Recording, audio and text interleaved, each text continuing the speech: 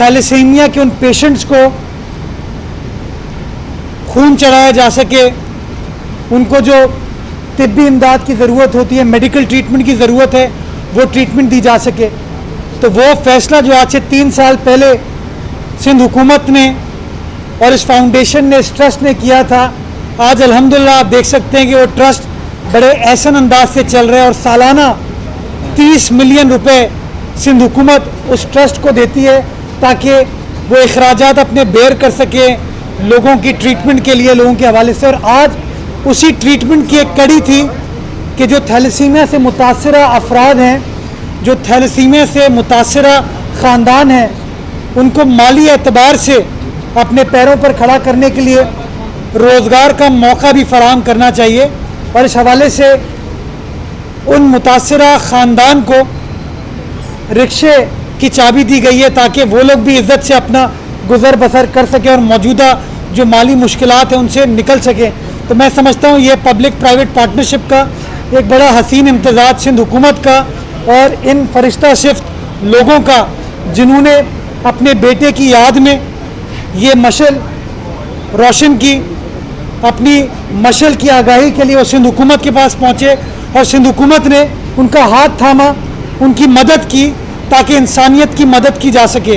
तो आज मुझे खुशी हो रही है कि वो पब्लिक प्राइवेट पार्टनरशिप का मंसूबा जो माशाल्लाह 3 साल से चल रहा था लोगों की ट्रीटमेंट के हवाले से, अब हम उसको और आगे ले जाते हुए लोगों को रोज़गार फराहम भी करना शुरू कर दिया ताकि ये लोग अपने पैरों पर खड़ा हो सकें और अपनी ज़रूरियात को पूरा कर सकें। मैं तहे दिल से आपका शुक्रगुजार हूँ, आपकी टीम का शुक्रगुजार हूँ, जो लोग इतनी ईमानदारी के साथ, इतनी मेहनत के साथ इंसानियत की खिदमत कर रहे हैं। और आपको इस बात की यकीन दहानी कराता हूँ कि आपके हर अच्छे काम में, जिस तरह माजी में सिंध हुकूमत मुराद अली शाह साहब, बिलावल भुट्टो जरदारी साहब की हुकूमत आपके साथ खड़ी रही है, इंशाअल्लाह मुस्तकबिल में भी आपके हर अच्छे काम में हम आपके साथ खड़े होंगे ताकि दुखी इंसानियत की खिदमत की जा सके और उनकी मुश्किलात में कमी लाई जा सके। बहुत शुक्रिया, जज़ाकल्लाह खैर। मीर साहब ये बताएं कि ये तो खैर का काम है, लेकिन आप क्योंकि सिंध हुकूमत के तर्जमान भी हैं, वफाकी हुकूमत की जानिब से आप पर एक बड़ा इल्ज़ाम लगाया गया है कि आप गंदम की ज़ख़ीरा अंदोज़ी कर रहे हैं, और दूसरा ये कि वज़ीर आज़म ये कह रहा है कि अगर खुफिया बैलेट पेपर के ज़रिए वोटिंग हुई तो फिर अपोजिशन वाले रोएंगे। पहले उस बात का जवाब दें, फिर रोने का जवाब दीजिए। देखिए, रो कौन रहा है ये सबको पता है, और मैं समझता हूँ पिछले 2.5 साल में पाकिस्तान की गरीब आवाम रो रही है। जो इस्तेहसाल इमरान खान साहब की हुकूमत ने पिछले 2.5 सालों में पाकिस्तान के एक आम आदमी के ऊपर बर्पा किया है, वो सबके सामने है। उसके ऊपर जितनी मजम्मत की जाए वो कम होगी। इल्ज़ामात लगाना इमरान खान साहब का काम है। मैं PTI को पाकिस्तान तहरीक इल्ज़ाम कहता हूँ, और मैं समझता हूँ कि ये हर रोज़ ये साबित करते हैं कि इनकी दिलचस्पी काम करने में नहीं है, इल्ज़ामात लगाने में। ये अपनी काबीना में बैठ के अपनी कारकर्दगी के ऊपर बात नहीं करते कि क्या उन्होंने लोगों को 1 करोड़ नौकरियाँ दे दी, नहीं दी। 50 लाख घर दे दिए, नहीं दिए। गरीब लोगों का हाथ थामा, नहीं थामा। लोग जो बीमार हैं उनकी अद्वियात को उन्होंने महंगा कर दिया, लेकिन इनको शर्म नहीं आती, सिर्फ ये बात करते हैं दूसरों के ऊपर इल्ज़ाम तराशी की। अब मैं सवाल ये उठाना चाहूँगा कि क्या इमरान खान साहब के अपने वफाकी वज़ीर फ़खर इमाम साहब ने बयान नहीं दिया था कि वो लाखों टन गंदम पंजाब में कहाँ चली गई, हमें नहीं पता? तो क्या पंजाब के अंदर बोजदार साहब की हुकूमत है या मुराद अली शाह साहब की हुकूमत है? पंजाब में जो गंदम चोरी हुई है, जिसकी निशानदेही PTI के वजीर कर रहे हैं, क्या वो चार्जशीट PTI की पंजाब हुकूमत के खिलाफ कर रहे हैं या सिंध हुकूमत के खिलाफ कर रहे हैं? मुझे इंतहाई दुख के साथ ये कहना पड़ता है, इनकी नाअहली की वजह से पंजाब की गंदम गायब हुई, इनकी नाअहली की वजह से गंदम का शॉर्टफॉल पाकिस्तान में हुआ, जिसकी वजह से गंदम का बहरान क्रिएट हुआ और एक आम आदमी को रोटी खाना भी मुश्किल हो गई। बजाय इसके ये अपनी परफॉर्मेंस को बेहतर बनाएं, बजाय इसके ये अपने हाउस को इन ऑर्डर करें, बजाय इसके ये अपने काम में बेहतरी लाएं, ये एक बार फिर टॉपिक को डाइवर्ट करने के लिए इल्ज़ामात की सियासत करते हैं। मैं समझता हूँ पाकिस्तान की आवाम के सामने इनकी इल्ज़ामात की सियासत एक्सपोज हो चुकी है। और कल आपने इस्लामाबाद में देख लिया कि ना PDM थी, ना पीपल्स पार्टी थी, ना नून लीग थी। एक आम आदमी इस हुकूमत की गलत पॉलिसीज़ के खिलाफ सरापा एहतजाज था। वो आम आदमी जिसने खान साहब से सुना था कि एहतजाज करना तुम्हारा कानूनी, आईनी, सियासी हक है, उस आम आदमी के ऊपर इन्होंने शेलिंग की, उस आम आदमी के ऊपर इन्होंने टेयर गैस फेंकी, उस आम आदमी को उन्होंने गिरफ्तार किया, उस आम आदमी को उन्होंने ज़दोखौफ किया। ये शो करता है कि इस हुकूमत ने सिर्फ एक काम किया है 2.5 साल में, और वह अवाम दुश्मनी, अवाम दुश्मनी और अवाम दुश्मनी के अलावा कोई काम नहीं किया। खातून कराची में बसें आने वाली थी, उनका क्या हुआ? आ गई है तो कहाँ पर खड़ी है? पब्लिक ट्रांसपोर्ट का इतना बुरा हाल है, क्या कहना चाहेंगे? ये आपने बसों के हवाले से एक ऐलान इमरान खान साहब ने भी किया था 2018 सितंबर में कि 3 माह में हम ग्रीन लाइन की बसें ले आएंगे, और ग्रीन लाइन मुकम्मल है। अभी तक आपने देख लिया कि ग्रीन लाइन कहीं से भी मुकम्मल नहीं हुआ, ना वो बसें आई। ये सारी वो लॉलीपॉप्स हैं जो कि वफाकी हुकूमत देती आई है। मैं ट्रांसपोर्ट के मामले पर माजी में भी अपनी हुकूमत की नाकामी को मैंने तस्लीम किया है। मैं कभी गलत चीज़ को डिफेंड नहीं करूँगा, और मैं समझता हूँ कि ट्रांसपोर्ट एक ऐसा शोबा है जिसके ऊपर जिस तरीके से हमें काम करने की ज़रूरत थी हम नहीं काम कर पाए, और उसकी दुश्वारियाँ कुछ थी कि वफाकी हुकूमत हमें अप्रूवल नहीं देता था, चूँकि सारे फॉरेन फंडेड प्रोजेक्ट्स हैं। कराची सर्कुलर रेलवे अल्तवा का शिकार हुआ चूँकि वफाकी हुकूमत ने सपोर्ट नहीं किया। हमारे जो रेड लाइन के, येलो लाइन के, ऑरेंज लाइन के इंटरनेशनल एग्रीमेंट से वो अल्तवा का शिकार हुए चूँकि एक्निक ने उसका फौरी तौर पर मंजूरी नहीं दी। लेकिन अच्छी खबर ये है कि उसकी मंजूरियाँ अब हो चुकी हैं, उसके जो लोन एग्रीमेंट्स थे ADB के साथ वो साइन किए जा चुके हैं, और इंशाल्लाह रेड लाइन की ग्राउंड ब्रेकिंग सिंध हुकूमत अप्रैल के एंड में या अर्ली मई में इंशाल्लाह करने जा रही है। इसकी टेंडरिंग का आगाज़ हो चुका है, टेंडर बिड जमा की जा चुकी है, कंसल्टेंट की भी और कंस्ट्रक्शन की भी। तो इंशाल्लाह इस साल के बीच में मई तक आप देखेंगे कि रेड लाइन पर काम शुरू हो जाएगा, ग्राउंड ब्रेकिंग कर दी जाएगी। जो ऑरेंज लाइन हमारी है वो भी by the time of April इंशाल्लाह कंप्लीट हो जाएगी, और उसको भी आप पब्लिक के लिए खोल दिया जाएगा। इस तरह और जो हमारे मास ट्रांजिट के मंसूबे हैं वो भी अब अमल दरामद की तरफ जा रहे हैं। लेकिन मैं एक बार फिर जोर देना चाहूँगा कि कराची सर्कुलर रेलवे नागुज़ीर है कराची के ट्रांसपोर्ट के मसाइल को हल करने के लिए, and it is about time कि वफाकी हुकूमत उसमें रोए नाट करे। 2016 दिसंबर से कराची सर्कुलर रेलवे की मंजूरी CPEC में दी जा चुकी है। 2017 अक्टूबर के अंदर एक्निक उसकी मंजूरी दे चुका है, लेकिन अभी तक वफाकी हुकूमत ने जिस तरह पंजाब की ऑरेंज लाइन के लिए सॉवरन गारंटी जारी की थी, उस तरीके से कराची सर्कुलर रेलवे की सॉवरन गारंटी इन्होंने इशू नहीं की है। मैं जोर देना चाहूँगा इस बात पे कि जो बातें करते हैं कम से कम वो फौरी तौर पर ये सॉवरन गारंटी इशू करें, चाइनीज़ गवर्नमेंट के साथ वापस इंगेज करें, ताकि कराची सर्कुलर रेलवे को फौरी तौर पर यकीनी बनाया जा सके। इलेक्शन एक्ट में एक सदारती ऑर्डिनेंस लाया गया, उस पर सिंध हुकूमत का कोई कानूनी नुक्ता नज़र क्या है? क्या सिंध हुकूमत इस सिलसिले में कुछ कोर्ट से रुजू कर सकने की पोजीशन में है? देखिए, पाकिस्तान पीपल्स पार्टी ऑलरेडी अदालत का दरवाज़ा इस हवाले से खटखटा चुकी है, और सिंध हुकूमत का मौक़िफ़ मैं कुछ रोज़ कबल आपको दे चुका हूँ, और वो मौक़िफ़ बड़ा वाज़ेह है कि दुनिया भर में कानून जाने जाते हैं कानून साजी के हवाले से, वो कानून साजी जो बिल्कुल क्लियर हो।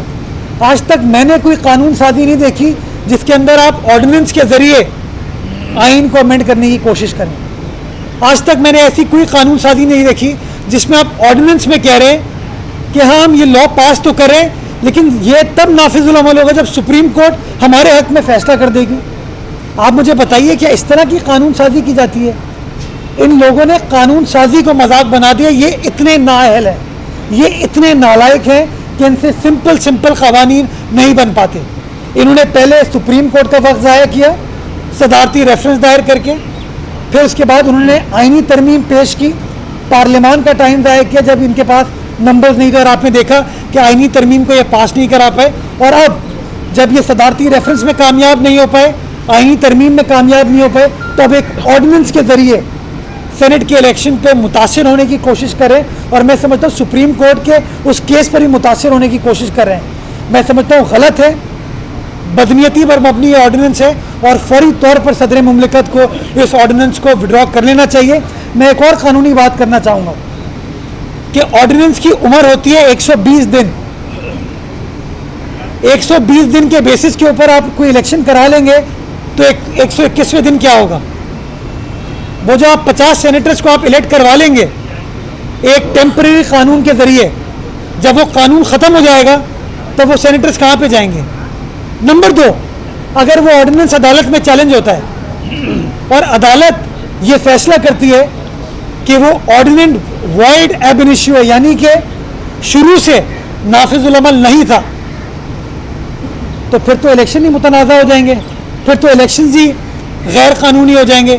तो आप क्यों खिलवाड़ कर रहे हैं इलेक्शन कमीशन ऑफ पाकिस्तान के साथ, क्यों खिलवाड़ कर रहे हैं सेनेट इलेक्शन के साथ, क्यों खिलवाड़ कर रहे हैं उन मुस्तकबिल के 50 सेनेटर्स के साथ जो कि इलेक्शन लड़ने को तैयार हैं, लेकिन आप अपनी कंफ्यूजिंग कानून साजी की वजह से उसके उस फेयर ट्रांसपेरेंट इलेक्शन के प्रोसेस में दखल अंदाजी करने की कोशिश कर रहे हैं।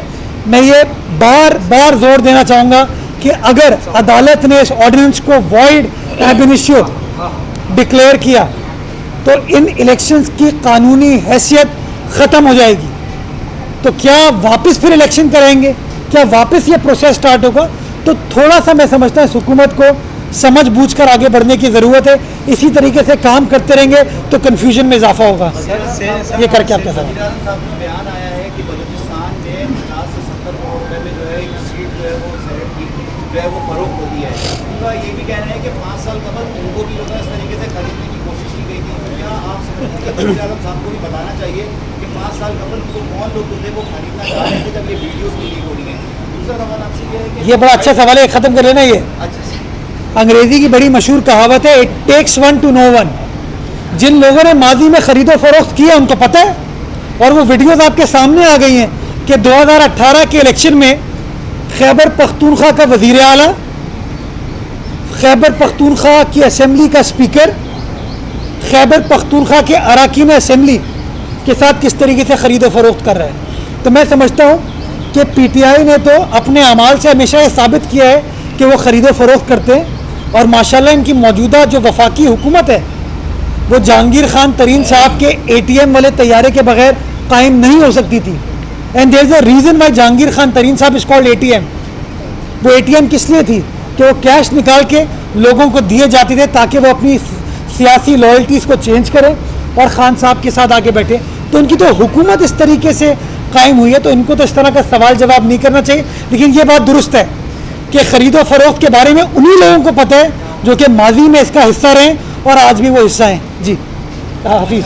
सिंध कमेटी का एक ड्राफ्ट स्क्वाड यहाँ पे इसलिए हुए और थैलेसीमिया की रोकथाम के लिए एक बिल तालिबान में मंजूर किया गया था, उसमें अमल कराना क्या?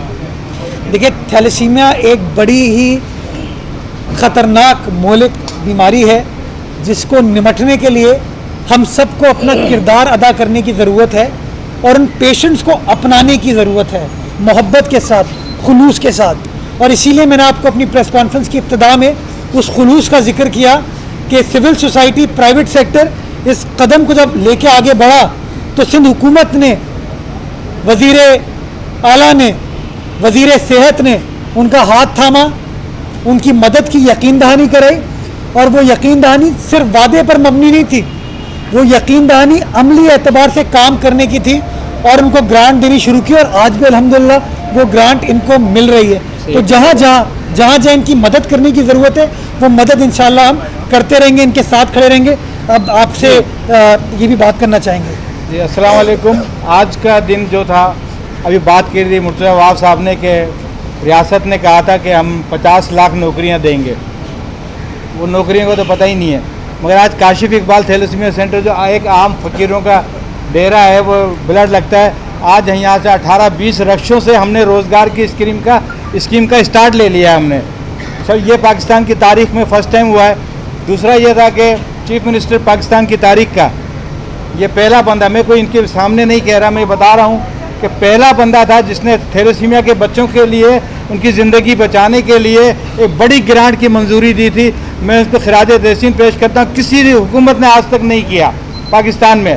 दूसरा यह था कि एक बिल मंजूर हुआ था 2014 के अंदर कि इसको टेस्ट को लाजमी करार दिया जाए। हम कहते हैं पूरे इंग्लैंड में 360 बच्चों को ब्लड लगता है, पूरे इंग्लैंड में 360। पाकिस्तान में 1 लाख से ज़्यादा बच्चों को ब्लड लगता है ज़िंदा रखने के लिए। आप ब्लड कहाँ से लाएंगे? 1 लाख का मतलब है कि 2 लाख बोतल ब्लड बच्चों को हर महीने चाहिए, साल की 24 लाख बोतलें ब्लड चाहिए। आप ब्लड कहाँ से लेकर आएंगे? 10 लाख लीटर उसको छोड़ें, मगर ये जो 5-6 हज़ार बच्चे पैदा हो रहे हैं, इसको हमें रोकना पड़ेगा, ताकि ये बिल जो मंजूरी की यहाँ से सिंध असेंबली से फर्स्ट टाइम यहाँ से हुआ। मैं मुर्तज़ा वाफ साहब से भी इसकी दरख्वास्त करूँगा, प्लीज़ इस बिल पे थोड़ा सा काम करें, जहाँ हमारी खिदमत हासिल है हम आपके साथ ताउन करने के लिए तैयार हैं। रोज़ाना 25-30 बच्चे रोज़ पैदा हो रहे हैं थैलेसीमिया मेजर के। इंग्लैंड में, यूरोप में 20 साल से एक बच्चा भी पैदा नहीं हुआ थैलेसीमिया मेजर का, 20 साल से। यार रोज़ाना 25-30 बच्चे पैदा होते हैं। आज का जो ये प्रोग्राम था, ये रक्षे की रोज़गार स्कीम थी, थैलेसीमिया के बच्चे बड़े हो गए, इनको रोज़ी का सिलसिला है, पता ही नहीं है किसी को भी ना सेहत में। मैं गवर्नमेंट से इनसे ये भी अपील करूँगा, जो बच्चे हमारे थैलेसीमिया मेजर के बेटा बेटियाँ पढ़ गए हैं, मैट्रिक किया, इंटर किया, प्लीज़ उनके लिए कुछ रोज़गार का बंदोबस्त कर दिया जाए इंशाअल्लाह ताला। तो इंशाअल्लाह ये काम हमारा जारी रहेगा। मगर फिर मैं आप ये कहूँगा कि पाकिस्तान की तारीख़ में पहली दफ़ा ऐसा हुआ कि CM ने, सिंध के मुराद अली शाह, मैंने एक प्रोग्राम में मेरे साथ थे, तो मैंने कहा यार मुझे बड़ा फ़ख्र है कि हमारा चीफ मिनिस्टर बड़ा पप्पू है। तो वो कहने लगे कि यार तुमने मुझे पप्पू क्यों बोला? मैंने कहा इसलिए पप्पू बोला कि इतना बड़ा फैसला कोई पप्पू आदमी कर सकता था, आम अक्लमंद आदमी नहीं कर सकता था। इतनी बड़ी ग्रांट आप थैलेसीमिया के बच्चों की ज़िंदगी बचाने के लिए कर रहे हैं, तो मैं उनको खराज तहसीन पेश करता हूँ। थैंक यू, बहुत शुक्रिया।